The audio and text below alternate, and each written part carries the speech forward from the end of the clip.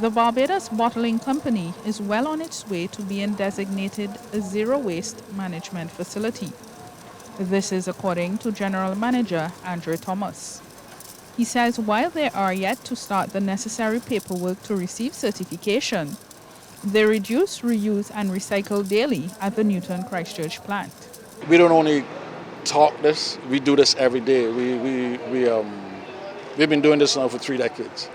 The deposit legislation has been in place since 1991. And from then to today, we've been a proponent and supporter of that initiative. To show the commitment, we even made a roof tile from the material that was collected. And that was 2000, not 2020, that was 2000.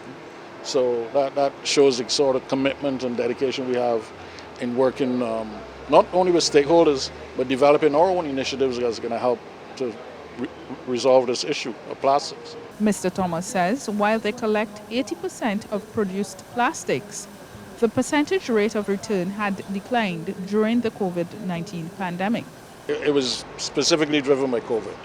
You know, there were so many restrictions with COVID, you couldn't congregate and do business as you would in the past.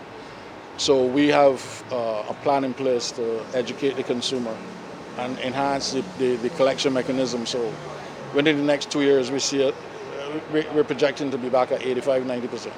Head of the Caribbean Sub-Regional Office for the UN Environment Program, Vincent Sweeney, says he is impressed by the strides BBC has made in managing the plastics manufactured during production.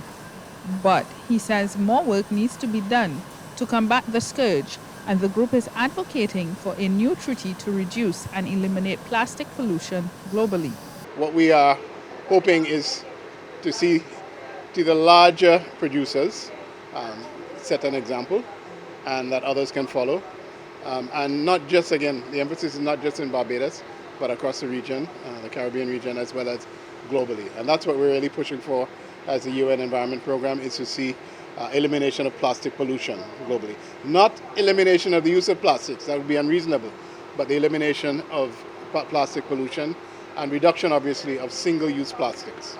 The overall hope now is to educate the country and the region at large on how to reduce the use of plastics. Rachelle Agard, CBC News.